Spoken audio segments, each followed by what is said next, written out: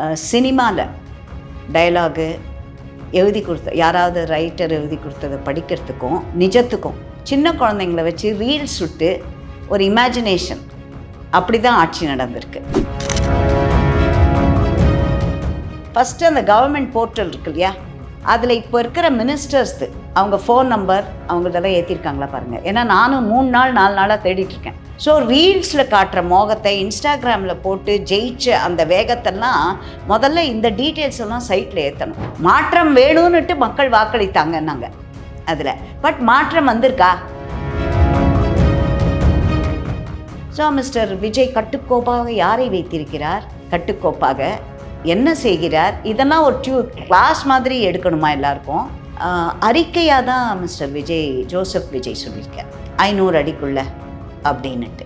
அதை ஜீவோவாக போட்டால் தான் அது அமலுக்கு வர முடியும். ஜீவோவா இல்லாமல் எப்படி அமலுக்கு வரும்? ஸோ அது ஒரு எஸ்கேபிசம் தானே இது. அப்போ நிஜமாவே உங்களுக்கு இன்டென்ஷன் இருக்கா மூடுறதுக்கு? I am questioning that.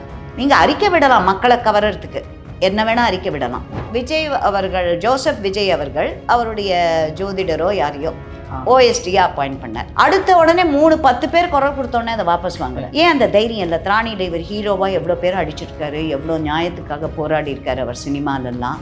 அதெல்லாம் ஏன் அந்த திராணி இல்லை சீஃப் மினிஸ்டர் ஜோசப் விஜய்க்கு? எல்லா மதமும் சம்மதம், எனக்கு எல்லாம் நான் எல்லாருக்குமே மதிப்பளிக்கிறவன் அப்படின்னுட்டு நீங்கள் போய் பெரியார் திடலில் போயிட்டு மாலை போட்டிங்கன்னா what is the message you are sending?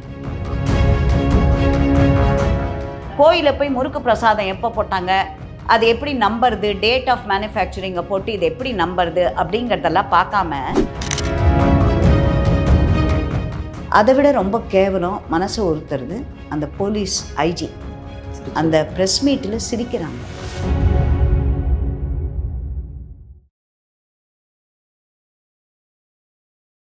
இளையபரத நேயர்களுக்கு வணக்கம். இன்றைக்கி நம்ம நேர்களில் நம்ம சிறப்பு விருந்தினர் பாஜகவின் சென்னை மாமன்றத்தின் ஒரே ஒரு உறுப்பினரான நம்ம உமனா மேம் அவர்கள் தான். மேம் வணக்கம் மேம். வணக்கம் மேம். ஆக்சுவலாக இப்போது 15-17 நாள் ஆச்சு மேம் தாவைக்கு ஆட்சி. முதல்ல அதை எப்படி பார்க்குறீங்க நீங்கள்? ஃபஸ்ட்டு லா அண்ட் ஆர்டர் எந்த மாதிரி சுச்சுவேஷனில் இருக்குது? ஏன்னா வந்த உடனே கட்டுக்கோப்பாக எல்லாத்தையும் அடக்குவேன் அப்படின்னாரு. எப்படி பார்க்குறீங்க அதை? ஒன்று தமிழ்நாட்டில் அந்த அலங்கோலம், ஒன்று நீங்களே சொன்னீங்க கட்டுக்கோப்பாக வச்சுருப்பேன் அப்படின்னா. Mister chief minister Joseph Vijay அவருக்கு சினிமாவில் டயலாகு எழுதி கொடுத்த யாராவது ரைட்டர் எழுதி கொடுத்ததை படிக்கிறதுக்கும் நிஜத்துக்கும் நிறைய டிஃப்ரென்ஸ் இருக்குது அப்படின்றது எங்களுக்கெல்லாம் தெரியும்.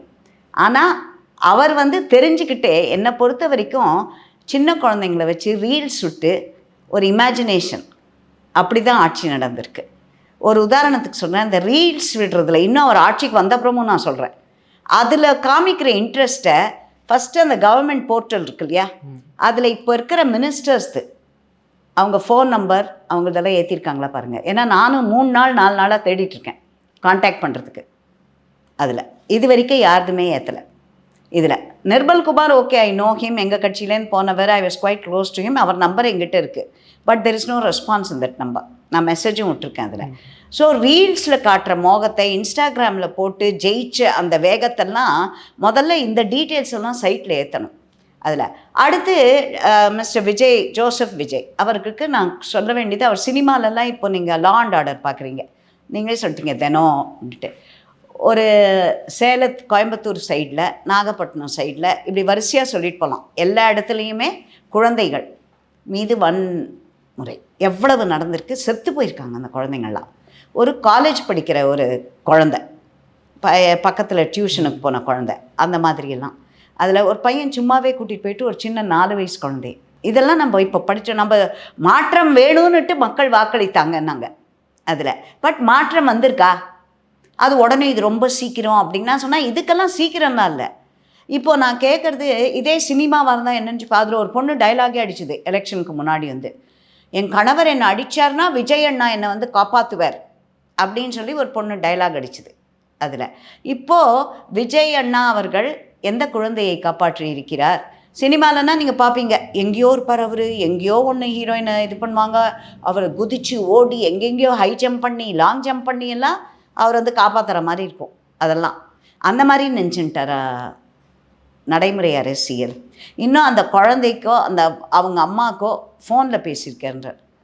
அதில் கரூரில் திரும்பி பார்க்காமல் அந்த 41 இவங்களோட இதுக்கே அவர் எப்படி பண்ணார்னு நம்மளுக்கு தெரியும் அதில். ஆனாலும் ஒரு இல்யூஷனரி இமேஜை பில்ட் பண்ணி அதில் ஆதவ் அர்ஜுனா அவர் I think is got a very big mouth. அவர் லுக்ஸ் லைக் தட் ஒன்லி. அவர் என்னென்னமோ சொல்கிறார். அவருக்கு அதுக்கு நம்ம பதில் சொல்கிறதா இருந்தாக்கா ஒரு 10 பேர் பதில் சொன்னால் கூட போகாது போல இருக்குது, the way he is talking. So நிச்சயமாக தமிழ்நாட்டு நிலைமை சின்ன குழந்தைகளை வைத்து விசில் ஊத வைத்து வந்தவர்கள். நான் இன்னொன்றும் கேட்பேன், மீதி முன்னாடி எல்லாம் இப்போ நான் இவங்க ஜெயிச்சப்புறம் கூட நான் ஒரு பழக்காரம்மாக்கிட்ட கேட்டிருந்தேன்.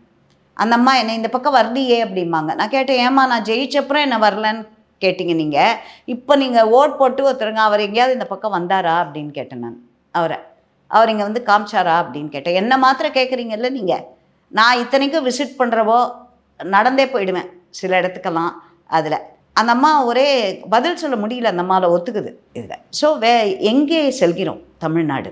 ஒரு சினிமா மோகத்தினால் இது தமிழ்நாடு ஒரு பெரிய எக்ஸாம்பிள். படித்தவங்க இதே இதில் நாங்கள் தான் ரொம்ப படித்தவங்க, இன்டெலெக்சுவல்ஸ், லிட்ரஸி ரேட் ஹையஸ்ட் அப்படின்னுலாம் சொல்லி என்ன பிரயோஜனம்? இந்த மாதிரி வேறு ஏதாவது ஒரு ஸ்டேட்டில் இவங்க கேட்டால் படிக்கலைன்னு வாங்க, யூபியில் பீகார்லலாம். அப்போல்லாம் பிமாறு ஸ்டேட்ஸு, ஆனால் இன்னைக்கு முன்னணியில் இருக்கிறது அந்த ஸ்டேட்டெல்லாம் அங்கெல்லாம். ஸோ இன்னும் நீங்கள் தமிழன் என்று சொல்லடா, தலை நிமிர்ந்து நில்லடா அப்படின்னெல்லாம் டைலாக் விட்டுட்டு இந்த மாதிரி சினிமா மோகத்தில் ஒருத்தர் வரலாம். இந்த மாதிரி கேம்பெயினே பண்ணாமல் ஐ திங்க் மிஸ்டர் விஜய்க்கே யார் அவர் கட்சியிலேருந்து ஜெயிச்சு எம்எல்ஏ ஆகிருக்காங்கன்னு கூட தெரியாதுன்னு நினைக்கிறேன்.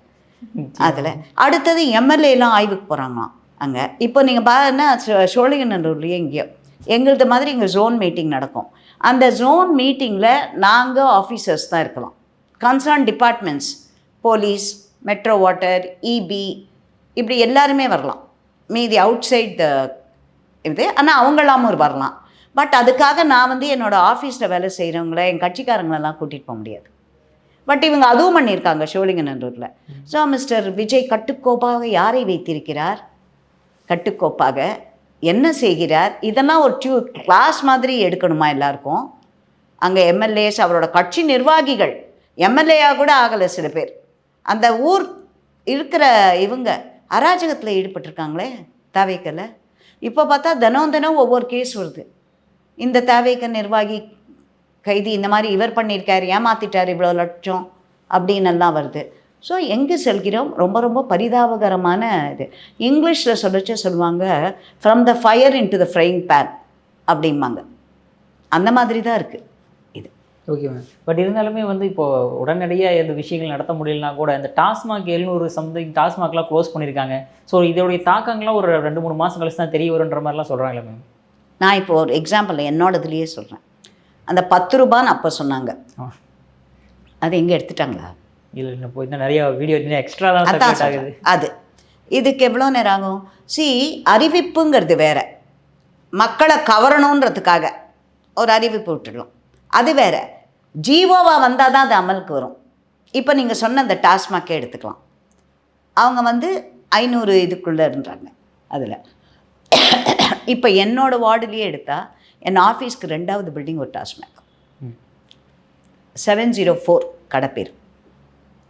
நான் 22 ஜெயிச்சு வந்தப்போ I gave a complaint to the collector. அதுக்கு பக்கத்தில் வழிபாட்டுத்தலம் 50 அடி கூட இருக்காது, வழிபாட்டுத்தலம் இருக்குது. 2 வழிபாட்டுத்தலங்கள், full purely residential area, schools, health centre நடத்துகிற ஒரு ஸ்பெஷல் சில்ட்ரனுக்காக ஒரு ஸ்கூல் கரெக்டாக எதிர்பக்கம் இருக்குது. இன்னொரு ஸ்கூலு எய்டட் ஸ்கூல் ஒன்று சின்ன குழந்தைங்களுக்காக இருக்குது, அதுவும் ஒரு 5 நிமிஷத்தில் நடக்கிற தூரம். இன்னொரு ஸ்கூல் மழலைகளுக்காக ப்ரைவேட் ஸ்கூல், அதுவும் இன்னொரு 5 நிமிஷம் நட.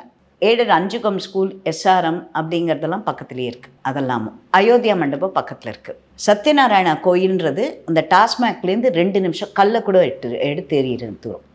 அதுலேருந்து இன்னொரு 4வது பில்டிங் முருகாசிரமம் இருக்குது. இவ்வளோவே இருக்குதுன்னு நான் போட்டு லெட்டர் போட்டேன். அந்த ரெவென்யூ டிபார்ட்மெண்ட்லேன்னு வந்தப்போ ஃபஸ்ட்டு டைம் எனக்கு இன்ஃபார்ம் கூட பண்ணல, இன்ஸ்பெக்ஷனுக்கு வரோன்னு.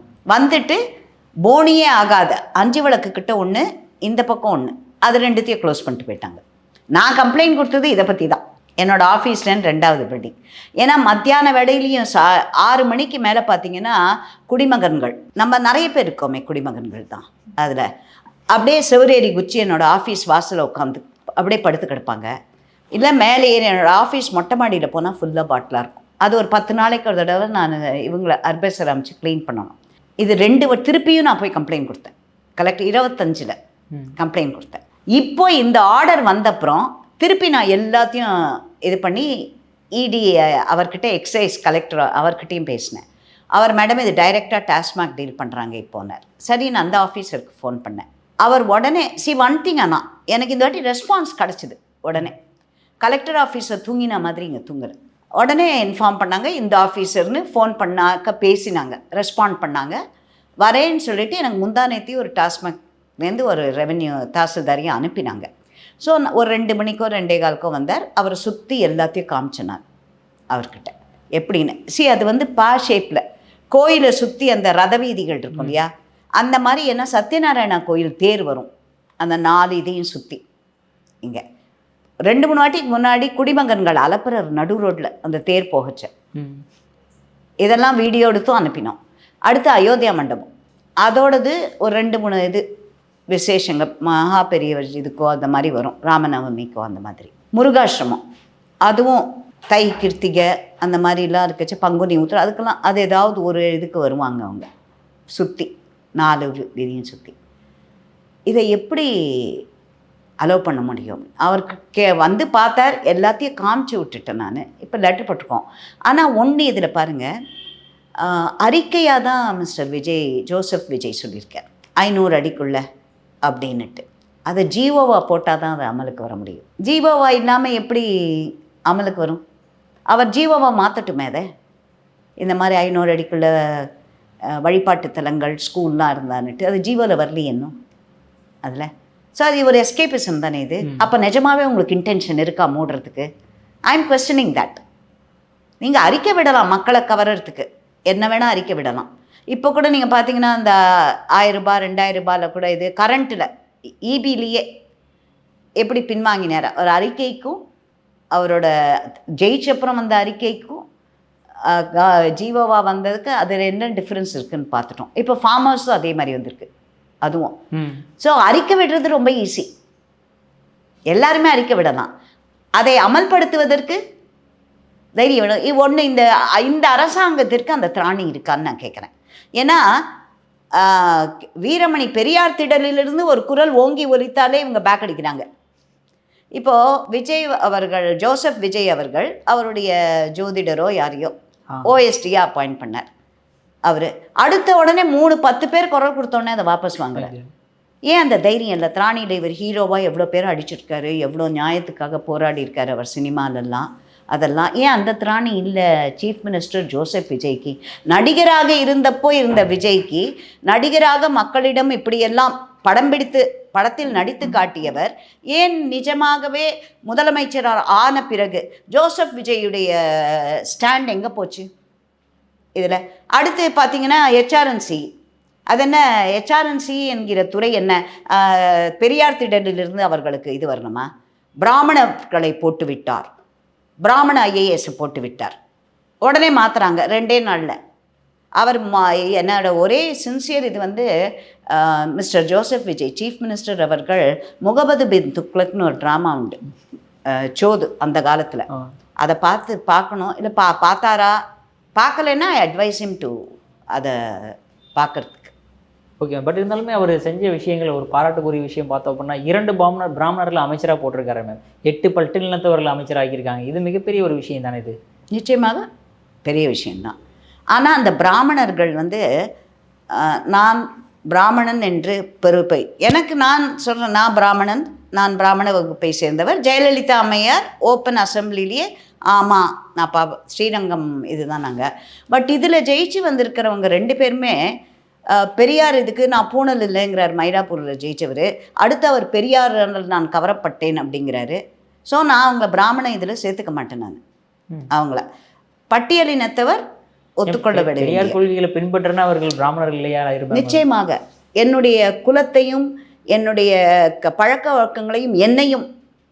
பிராமணனையும் பாம்பையும் பார்த்தா முதல்ல பிராமணன் அடினவர். அது எப்படி எப்போது இதுவாங்க? ரோஷம்லாம் இருக்காதா? எங்களுடைய ஒரு இனத்தையே யூதர்களை விட கடந்த ஈவன் பிஃபோர் இண்டிபெண்டன்ஸ் எங்கள் இனத்தை குறி வச்சு தானே நீங்கள் அழிச்சிங்க எங்களை. அது எப்படி அப்புறம் நான் என்னுடைய இனத்தை அழித்தவனே? நீங்கள் யாராவது ஒரு ஜூ கிட்ட போய் நாசி யாரையாவது சப்போர்ட் பண்ணுவாரா கேளுங்க, மாட்டாங்க. நான் நாசியை சப்போர்ட் பண்ணேன்னா அப்போனா I am denying the Jew lineage in me. அப்படி தான் நான் பார்ப்பேன். இப்போ இவரே நான் சொல்கிறேன் எல்லாம் சமத்துவம் அப்படின்னா டைலாக் அடித்தார் இல்லையா ஜோசப் விஜய் அவர்கள். ஏன் பெரியார் திடலுக்கு போனார்? இதெல்லாம் ஒரு ஃபோட்டோ ஷூட்லேயே இந்த போஸ்ட்டுக்கு வந்தால் ஈவே ராமசாமியை பற்றி துதிக்க வேண்டும். ஏன் அந்த தைரியம் இல்லை? நான் சீமான் அவர்களை பாராட்டுகிறேன். இதற்கு நிச்சயமாக பாராட்டப்படுவேன். நிஜமாகவே ஒரு கண்ணில் இரத்த கண்ணீர் என்றால் அந்த சீமான் அவர்களுக்கு பேச்சாற்றல் என்ன ஒரு, நான் எங்களை இது பண்ணிட்டேன்றதுக்காக நான் சொல்லலை. எனி டாபிக் எடுங்க நீங்கள், அவரது அவ்வளவு அழகாக அவரால் பேச முடியும். அதில் இங்கே நீங்கள் மீடியா போய் ஏதாவது கேட்குறீங்களா மிஸ்டர் ஜோசப் விஜயிடம், முதலமைச்சரிடம்? பார்த்தாலே போயிடுறாரு மேம். அதுதான் சொல்கிறேன் நான். இதெல்லாம் எங்கேது? நான் சீமான் பிராமணர்களுக்கு சீட் கொடுத்து விட்டார் அப்படின்றதுக்காக நான் பெருமையாக பேசலை. பட் எனக்கே சீமான் அவர்களிடம் நிறைய இது உண்டு. அவர் மேலே நானே கேஸ் போட்டிருக்கேன், எங்கள் கடவுளை பற்றி அசிங்கமாக பேசினார் அப்படின்னுட்டலாம். பட் இந்த last 2 years 3 years a lot of maturity. எனக்கு ரொம்ப பிடிச்சது அவர்கிட்ட, எனக்கு பெரிய ஆச்சரியம், வியப்பு. சாணக்கியா டிவி ஆனிவர்சரியில் 2 வருஷமாக கிட்டத்தட்ட 1.5 மணி நேரம் பேசினார் அவர். அதில் ஒரு வார்த்தை ஆங்கிலம் கிடையாது. அவர் பேசின அந்த 1.5 மணி நேரத்தில் ஒரு வார்த்தை ஆங்கிலம் இல்லை. அவரிடம் தப்பு கண்டுபிடிக்க வேண்டும் என்று சென்ற நான் கடைசியில் அவருக்கு ஒரு நமஸ்காரம் செய்துட்டு வர நிலைக்கு என்னை எடுத்தார். எப்போ அது ஒரு பெரிய ஆளுமை என்று தான் நான் பார்க்கிறேன் அவரை.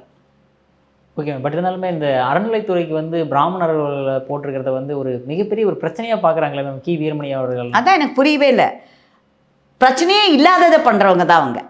இப்போது கோயிலில் பூஜைலாம் நடக்கும். இப்போ மதுரை கள்ளழகர் விழா எடுத்துக்கோங்க, அண்ணாமலை தீபம் எடுத்துக்கோங்க. இந்த மாதிரிலாம் நீங்கள் எடுத்தீங்கன்னா அங்கே போகிறவங்களில் பிராமின்ஸ் ரொம்ப இருக்க மாட்டாங்க. அங்கே கோயிலுக்கு போகிற பிராமணர் அல்லாதோர் தான் அங்கே போவாங்க. பக்தியில் எங்களை விட சிறந்தவர்கள் அவர்கள். நீங்கள் பார்த்தீங்கன்னா அந்த பிரதோஷம் அதெல்லாம் இன்னும் எங்களை விட ரொம்ப ரொம்ப ஸ்ட்ரிக்டாக ஃபாலோ பண்ணுறவங்க அவங்க. தேவாரத்தையும் திருவாசகத்தையும் அப்படியே பிரவாகமாக அப்படியே சொல்கிறவங்க அவங்களாம் அதில். ஸோ எதற்காக கோயில் என்றால் அது பிராமணன் என்று இவர்கள் எடுத்து போக வேண்டும்? அதில் திருப்பி திருப்பி நாங்கள் திருடிட்டோம். அங்கே குருக்களாக பிராமணர் அல்லாத ஒரு கோயில்கள் தான் ஜாஸ்தி தமிழ்நாட்டிலேயே. இருக்கிற 46,000 2000 கோயிலில் கூட பிராமண அர்ச்சகர்கள் கிடையாது. எல்லோரும் அர்ச்சகராகலாம்னு ஒரு கோரஸ் சொன்னேன் அதில் அந்த மாதிரி. ஸோ இது ஒரு டோட்டலி ஒரு ஃபேக் நரேட்டிவ் இதில். அண்ட் இதற்கு எப்படி முதலமைச்சர் ஜோசப் விஜய் அவர்கள் முதல் பலியாகிவிட்டார். அவர்கிட்ட திரும்பி எல்லா மதமும் சம்மதம், எனக்கு எல்லாம் நான் எல்லாருக்குமே மதிப்பளிக்கிறவன் அப்படின்னுட்டு நீங்கள் போய் பெரியார் திடலில் போயிட்டு மாலை போட்டிங்கன்னா what is a message you are sending? So உங்களுக்கும் ஒரு ஷோ வேண்டி இருக்குது.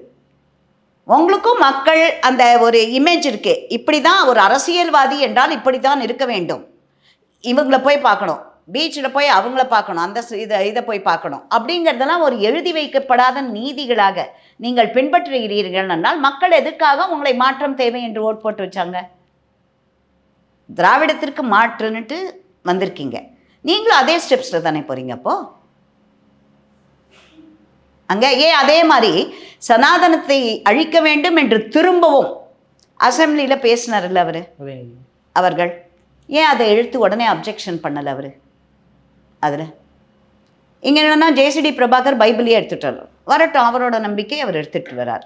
அப்போ ஏன் நீங்கள் அந்த சனாதனத்தை அவர் அந்த மாதிரி சொல்லும்போது ஏன் நீங்கள் சொல்லவில்லை? எங்களுக்கு எல்லாமே ஒரே இது தான், நாங்கள் டிஃப்ரென்ஸ் இல்லாமல் பார்க்குறோம் அப்படின்னப்போ ஏன் அந்த உணர்ச்சி வரல உங்களுக்கு? கரெக்ட் பண்ணணும் அதன்னுட்டு.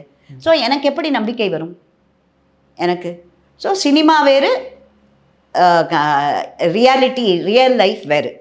அதை தெரியாமல் மக்களை, சின்ன பசங்களை ஒரு வீட்டில் ஒரு குழந்தை சொன்னாங்கன்னு ஓட் போட்டேன்.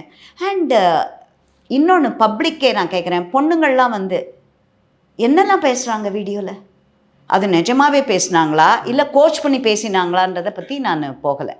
What ever it is, where are the morals? Vijay 10 பேரை வச்சுப்பார், அதை கேட்க நீங்கள் யார் அப்படிங்கிறாங்க. ஒரு பொண்ணு வந்து அதில் விஜயை கல்யாணம் பண்ணிப்பேன் நான் அப்படிங்கிறாங்க. அதில் இதெல்லாம் சமூக சீர்கேட்டின் ஒரு அவலம் தானே இதெல்லாம். Okay ma'am. அதே மாதிரி இப்போ அறநிலைத்துறை அமைச்சர் இருக்கக்கூடிய ரமேஷ் அவர்களுடைய செயல்பாடு எப்படி பார்க்குறீங்க நீங்கள்? திரும்பி அகெயின் இந்த கவர்மெண்ட்டே ரீல்ஸில், இன்ஸ்டாகிராம்லேயும் இதுலேயும் போட்டு ஜெயித்தாங்க. யார் எந்த கேண்டிடேட்டுமே இறங்கி களத்தில் இறங்கி மக்களை பார்த்து ஒன்று வேணால் நான் ஒத்துக்கிறேன், டிஃப்ரெண்ட்டாக இருந்தது. அடுத்த ஜென் வந்துடுது. ஸோ கேன்வசிங் செலவெல்லாம் இல்லாமல், அந்த மாதிரியெல்லாம் இல்லாமல் செலவழிக்காமல் ஜெயிச்சிட்டாங்க அவங்க. அந்த ஜெயிச்சப்போ அவங்க அதே மாதிரி ஆன்லைனில் போய் ஒரு எம்எல்ஏயோட டியூட்டி என்ன இந்த துறைக்கு மினிஸ்டராக போட்டாங்கன்னா என்னோட டியூட்டி என்ன, போய் பிரசாத ஸ்டாலில் செக் பண்ணுறது அவர் வேலை இல்லை. ஃபஸ்ட்டு அவர் என்ன பண்ணணும், அறநிலையத்துறை மினிஸ்டராக ரெஜிஸ்டர்லாம் ஒழுங்காக இருக்கா பார்க்கணும். ரெஜிஸ்டர் 19, 20, 21 அது 3மே இந்த கோயில், அந்த எந்த மூலவர் தெய்வம் இருக்கிறதோ அந்த தெய்வத்திற்கு உண்டான சொத்துக்கள், அசையும் சொத்துக்கள், அசையா சொத்துக்கள், அந்த ரெஜிஸ்டர் இருக்கணும். அதை ஒன்ஸ் இயர் அப்டேட் பண்ணணும். ஒரு ரூலு 19, 20, 21 ஒன்ஸ் இன் 10 இயர்ஸ். அப்புறம் ஒரு மூர்த்தி உடைந்து விட்டால், விரிசல் விட்டால் அதை உருக்கி அதோட வெயிட் என்ன அதெல்லாமே இருக்கணும். அதில் கற்பூரம் காமிக்கிற தட்டுலேருந்து இருக்கணும். அதெல்லாம் பார்க்கணும். நீங்கள் ரெஜிஸ்டர் மெயின்டைன் ஆகிருக்கா, நீங்கள் போய் எழுத வேண்டாத. பட் அது அந்த ஆஃபீஸர் ஈவோ அங்கே உட்காரவே முடியாத, சட்டத்திற்கு புறம்பாக ஒரு ஈவோ இருக்காருங்க. நீங்கள் வைக்கல, ஆனால் முன்னாடி 50 வருஷமாக இருக்குது.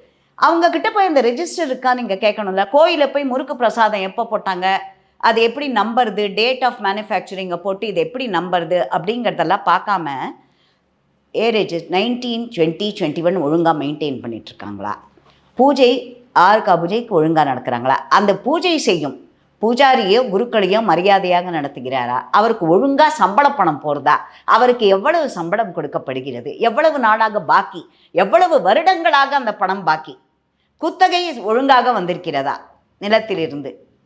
அதில் ஏன்னா அந்த சொத்தை நிர்வகிக்கிறதுக்குனே ஒரு கார் வாங்கியிருக்காங்க அந்த ஆஃபீஸருக்கு. போன இவங்க பண்ண முன்னாடி இருந்த ஆட்சியாளர்கள். அதில் இதெல்லாம் தானே செக் பண்ணணும். அறநிலையத்துறை அமைச்சராக அவர் பூஜை ஆகம விதிகளின்படி, எந்த ஆகமம் அந்த கோயில் ஆகம விதிகளின்படி கட்டப்பட்ட கோயிலாக இருந்தால். அதில் அடுத்து இப்போ இன்னொரு கோயிலில் உடைச்ச குற்றாலத்துக்கிட்ட கோர்ட்டு சொல்லியும் கேட்காமல் சிதைத்திருக்கிறார்கள். அந்த மாதிரி அதெல்லாம் பார்க்கணும் அவர். அதில் தொல்லியல் துறை பர்மிஷனோட தான் இது பண்ண முடியும். ஸோ அதெல்லாம் பண்ணணும் அவர். முறுக்கு எப்போ பண்ணாங்க, பிரசாத ஸ்டாலுக்கு போயிட்டு இது யாரேன்னா அந்த பிரசாத ஸ்டாலே ஒழுங்காக யாருக்காவது குத்தகை கொடுத்துருக்காங்களா, அதில் எவ்வளோ பணம் கை மாறி இருக்குது, ஒழுங்காக அது நடக்குதான்றதுலாம் ஈவோ இருக்காங்க. அதெல்லாம் லோவர் டவுன் த கேடர் வருது.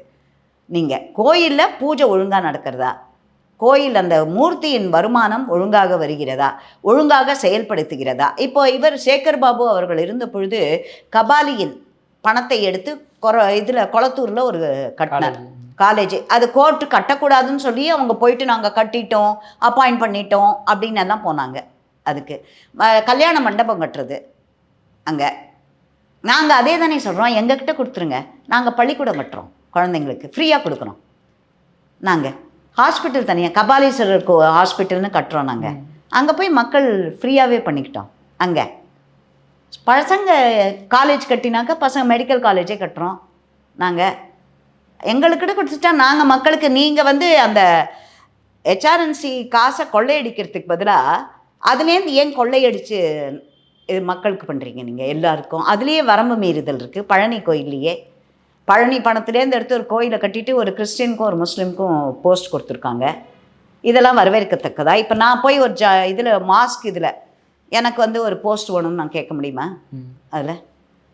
ஸோ இந்த மாதிரி இருக்கிறதுனா இந்த மாதிரி சிக்கலை சரி செய்ய வேண்டும். இதுதான் பிரதானம். Okay ma'am. அதே மாதிரி இப்போது அதிமுக வந்து ஆல்ரெடி வந்து உடஞ்சி பெரிய பிரச்சனையில் போயிட்டுருக்கு, அவங்க ஒன்றும் செயல்படுற மாதிரி தெரியல. பட் பாஜக எப்படி செயல்படுதுன்னு பார்க்குறீங்க? ஒன்றும் அந்தளவுக்கு வீரியமாக செயல்படுற மாதிரி தெரியலையே. ஒன்று நீங்கள் சொல்கிறது நான் ஒத்துக்கிறேன். நாங்கள் எல்லாருமே ஒரு இந்த வாட்டி நாங்கள் 4 எம்எல்ஏலேருந்து ஒன்றாக குறைந்து விட்டது ஒரு பெரிய எங்களுக்கு ஒரு பெரிய இதுதான். பாஜக முனைப்பாக ஆனால் டிஸ்கரேஜ் ஆகாமல் நாங்கள் இன்னும் எழுச்சியோடு வேலை செய்ய வேண்டும். மேலே எழுந்து மேலே வந்துட்டே இருந்தோம், திடீர்னு திருப்பி அதற்கு பல காரணங்கள் இருக்கிறது. அது ஆனாலும் தமிழ்நாட்டில் பாஜக ஆட்சிக்கு வர வேண்டும் அப்படிங்கிறதுல எங்களுக்கு எந்தவித ஒரு லேகிங்கும் இல்லை. ஏன் நாங்கள் அதை சொல்கிறோன்னாக்க, மக்களுக்கு நல்லது செய்ததுனால தான் நாங்கள் 22 ஸ்டேட்ஸில் இருக்கோம். தொடர்ந்து திமுக ஆட்சியில் மோடி அவர்களையும் அவருடைய அரசாங்கத்தையும் எதிரி மாதிரி பார்த்தாங்க. எதுக்குமே எங்களுக்கு கொடுக்கல. பணம் வரல. வந்த பணத்துக்கு கணக்கு கேட்டால் வாயை திறக்கலை. கேள்வியை கேட்டுவிட்டு ஓடிடுவாங்க பார்லிமெண்ட்லேருந்து. அதெல்லாம் நடந்தது. அதில் இப்போது ஒரு சின்ன இன்ஸ்டன்ஸு எங்கிட்ட வந்து ஒரு இந்த டாஸ்மாக்குக்காக நான் போலீஸ்டையும் கம்ப்ளைண்ட் கொடுத்தப்போ அந்த போலீஸ்காரர் வந்து கேமரா இருக்காம்மா அப்படின்னு கேட்டேன். சிசிடிவி இருக்கா அப்படின்னாங்க. அந்த சிசிடிவிக்கு நிர்பயா ஸ்கீம் கீழே 60% சென்ட்ரல் கவர்மெண்ட், 40% ஸ்டேட் கவர்மெண்ட். நான் தொடர்ந்து கார்பரேஷனில் கேட்டுட்டு இருந்தேன். போலீஸ் தான் அது போடணும். எங்கே போட்டிங்க சொல்லுங்கள்? 600 இடத்தில் போட்டிருக்கிறோம். எந்த 600 இடம்? லிஸ்ட்டு போடுங்க, லிஸ்ட்டு கொடுங்கன்னு கேட்டு இது வரைக்கும் எனக்கு பதில் வரல. ஒரு மழலையர் ஸ்கூல் இருக்குது கார்பரேஷன், என்னோடய வார்டில் இருக்கிற ஒரே ஸ்கூல் அது, அந்த மேட்லி சப்வே கிட்ட. நான் அங்கே போட்டு கொடுங்க, சின்ன குழந்தைங்க இருக்குது. ஒரு 2 வாட்டி குழந்தைங்க தொலைஞ்சு போய் தேடி கண்டுபிடிச்சாங்க. ஸோ அங்கே போடுங்கன்னு நான் கேட்டுக்கிட்டே இருக்கிறேன் அதில். ஸோ இந்த மாதிரி நாங்கள் கான்ட்ரிபியூஷன் பண்ணியும் அதில் எங்களுக்கு எந்தவித சேயும் இல்லை. போலீஸ் டிசைட் பண்ணுறாங்க எங்கே போடணுன்னுட்டு. நான் கேட்டிருக்கேன், போலீஸ் எங்களை கலந்து ஆலோசித்து, எங்களோட லோக்கல் நாங்கள் கவுன்சிலர்ஸ் இருக்கிறவங்க கிட்ட எங்களை கலந்து ஆலோசித்து அவர்கள் போடட்டும், எங்களுக்கு தெரியும் எங்கெங்கே போடலான்னுட்டு. இப்போது ஸ்டேஷன் அந்த மாதிரி மக்கள் அதிகமாக உள்ள இதில் இப்போ இந்த டாஸ்மாக் அந்த இடத்துல அதெல்லாம் போட வேண்டிய இடங்கள் இதெல்லாம். ஸோ அவங்க டிசைட் பண்ணி போடுவாங்க. ஆனால் ஒரு பொத்தாம்பொதுவாக ஒரு இது இவ்வளவு பணம் செலவழிக்கப்பட்டது அப்படின்னாக்கா அது ஒரு பொத்தாம்பொதுவாக தான் வந்துட்டுருக்கு. ஒரு ப்ரிசைஸ் இன்ஃபர்மேஷன் இல்லை அதில் இது. ஆனால் நீங்கள் பிஜேபி கேட்டிங்க இல்லையா, இப்போ தொடர்ந்து எங்களை இப்போ ஸ்டிக்கர் ஒட்டின அரசு தான். இப்போ ரேஷனில் வர சாமான் எல்லாமே எங்கள் மத்திய அரசு கொடுக்குறது, துவரம்பருப்பாக இருக்கட்டும், அரிசியாக இருக்கட்டும், எல்லாமே. ஆனால் எங்கேயாவது ஒரு ரேஷன் கடையில் மோடியோட படத்தை பார்த்துருக்கீங்களா நீங்கள்? எங்கேயுமே கிடையாது. நான் சண்டை போட்டுட்ருக்கேன் இதில். ஒன்று ரெடி பண்ணி வச்சுட்டேன், அடுத்து மாட்டினாதான்னு. ஹெல்த் கேம்பில் அதே மாதிரி எல்லாமே சென்ட்ரல் கவர்மெண்ட்லேன்னு வருது. ஐசிடிஎஸ் ஸ்கீமில் குழந்தைக்கும் சரி, அந்த ப்ரெக்னென்ட் மதர்ஸ்க்கும் சரி, எல்லாமே. அங்கே கூட நீங்கள் ஹெல்த் கேம்ப் வச்சாங்கன்னா கூட இருக்காது அதில். அதனால தான் என் பஸ் ஸ்டாண்ட் நான் ஒன்று கட்டுச்சா அதில் மோடிஜி அவர்களோட படம். அடுத்து நான் இப்போ மோடிஜி ஸ்கீம்ஸ் தான் வைக்க போகிறேன், இன்னொரு பஸ் ஸ்டாண்ட் போட்டாக்க அதில். ஸோ இருட்டடிப்பு செய்யப்பட்டது. அதனால் நிச்சயமாக ஒரு ஸ்டேஜ் வரும். ஆனால் இன்னொன்று நான் இங்கே பெருமையாக சொல்லிக்க விரும்புகிறது, இப்போ இந்த எலெக்ஷன் போதெல்லாம் பாஜக என்பது பட்டி தொட்டியினம் கொண்டு போய் சேர்க்கப்பட்டது. நாங்கள் நீங்கள் தனியாக நிற்கலையா அப்படின்னு கேட்டவங்க இருக்காங்க எங்ககிட்ட, ஓட்டு கேட்க போச்சேன். ஸோ அதெல்லாமே ஒரு முன்னேற்றம் தானே எங்களுக்கு இதில். நான் திரும்பி நான் சொல்கிறேன், இப்போ அடுத்து வருது 27 என்னோட டேர்மும் முடிஞ்சிடும். போன முறை 22 அண்ணாமலை அவர்கள் தலைவராக இருந்த பொழுது நாங்கள் தனியாக தான் போனோம். நாங்கள் லோக்கல் எலெக்ஷன் எல்லாமே சென்னை இவர்களின் கோட்டை அப்படின்வாங்க, திராவிட கட்சிகளின் கோட்டைன்னுவாங்க. அதில் 200 சீட்டு. அந்த 200 சீட்டில் 70 சீட்டில் 2வது வந்தோம் நாங்கள் அதில். அது ஒரு பெரிய அச்சீவ்மெண்ட் தானே எங்களுது. இப்போ ஆனால் விஜய் அவர்களோடதும் பெரிய அச்சீவ்மெண்ட் தான் வச்சுக்கணும். சிட்டியில் 16 இடத்துல 14 இடத்துல அவர் வந்திருக்கார் அதில். பட் அது நிஜமாகவே எனக்கு என்னென்னா மாற்றத்திற்கான ஓட்டுன்னு பார்க்கணும். இன்னொன்று, குழந்தைகள் அவர்கள் பெற்றோரிடம் நீங்கள் விஜய்க்கு தான் ஓட் போடணும் அப்படின்னு பிளாக்மெயில் பண்ணுற மாதிரி அதில். ஸோ இது வந்து நான் ஜனநாயகம் என்று அதனுடைய ஆக்சுவல் இதில் நான் ஒத்துக்க மாட்டேன். அதை ஜெயித்து வந்து விட்டார், பட் அவருக்கு டைம் கொடுக்கணும் அப்படிங்கிறாங்க. எவ்வளவுன்னு நீங்கள் நிர்ணயிப்பீங்க டைமை? இப்போது ஜெயலலிதா அவர்களும் முதலமைச்சராக வந்த பொழுதும் அவரும் ஃபஸ்ட் டைம் தான் வந்தாங்க. முன்னாடி திராவிட முன்னேற்ற கழகம் அதுக்கப்புறம் ஜெயித்தப்போ அவங்க எம்எல்ஏ பண்ணாங்க. அதுக்கப்புறம் தான் அவங்க சீஃப் மினிஸ்டர் 91 to 96 அவங்க. அது முதல் தடவை தான் அவங்களுக்கு. இப்போ நீங்கள் அந்த அவர் என்ன சிங்கப்பெண் ஏதோ ஒரு பெண் படையா? ஆமாம், அது என்ன பண்ணிச்சு இவ்வளோ நாளில்? அதை விட ரொம்ப கேவலம், மனசை உறுத்துறது அந்த போலீஸ் ஐஜி அந்த ப்ரெஸ் மீட்டில் சிரிக்கிறாங்க. அது என்ன ப்ரெஸ் மீட் அது? ஒரு குழந்தைக்கு நடந்த கொடுமையை பற்றி விவரிக்கிறாங்க குற்றவாளிகளை. அவங்க பக்கத்தில் இன்னொரு லேடி போலீஸும் இருக்காங்க, இன்னொரு இவரும் உட்காந்துருக்கார், போலீஸ் எஸ்பிஓ ஹூஎவர். அதில் நீங்கள் இந்த மாதிரி ஒரு சர்க்கம்ஸ்டான்சஸில் இந்த மாதிரி ஒரு அசம்பாவிதம் நடந்திருக்கிறது, எல்லோருமே கனத்த இதயத்தோடு அங்கே இருக்கிறோம். நீங்கள் சிரிச்சிங்கன்னா ஒன் ஹூ இஸ் இன்சார்ஜ், அது என்ன மெசேஜ் நீங்கள் கன்வே பண்ணுறீங்க? சிரிப்பதற்கு என்று ஒரு இடம், பொருள் எல்லாமே இருக்குது அதில். இப்பேற்பட்ட இதில் அந்த அப்புறம் பார்த்தா அந்த குழந்தையோட பாடி அவங்க அம்மாவை கூட பார்க்க விடலை அப்படிங்கிறாங்க. அதில் நீங்கள் சிங்கப்பெண்ணே என்று ஒரு இதை எப்போ ஆரம்பிக்க போகிறீங்க? நாளைக்கு ஆரம்பிக்க போகிறாருன்னு இன்னும் சொல்கிறாங்க.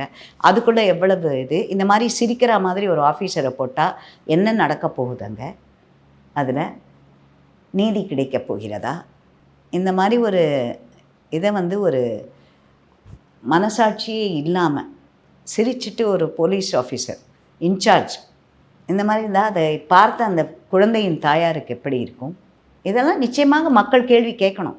இதெல்லாம் ரீல்ஸில் போயிட்டு மூடிட்டோம் டாஸ்மாக்ன்றாங்க, பார்த்தா திறந்து கிடக்கு சைடில் போனால், இல்லையா? இதெல்லாம் நடக்கிறது இல்லையா? ஸோ இவங்க ரீல்ஸே போட்டு இன்ஸ்டாகிராம்லேயும் இதுலேயும் போட்டு வாட்ஸ்அப் குரூப்லேயும் போட்டு ஆட்சிக்கு வந்துவிட்டு அதையே தொடர்ந்து செய்து கொண்டிருக்கிறார்கள். ஆட்சியில் அமர்ந்து விட்டோம், அரசாங்கம் நடத்தப்பட வேண்டும், அரசாங்கம் எப்படி நடக்கிறது அப்படிங்கிறதெல்லாம் they have to show. Reels விட்டு மக்களுக்கு ஒரு இது. இப்போ ஆதவர்ஜுனா அவர்கள் ஒரு ஃபோட்டோவே வந்தது, அது ஒரு ரூமில் கட்டிக்கிட்டு அப்படி அந்த இதுக்கு போயிட்டு IT room or whatever it is அங்கே போயிட்டு.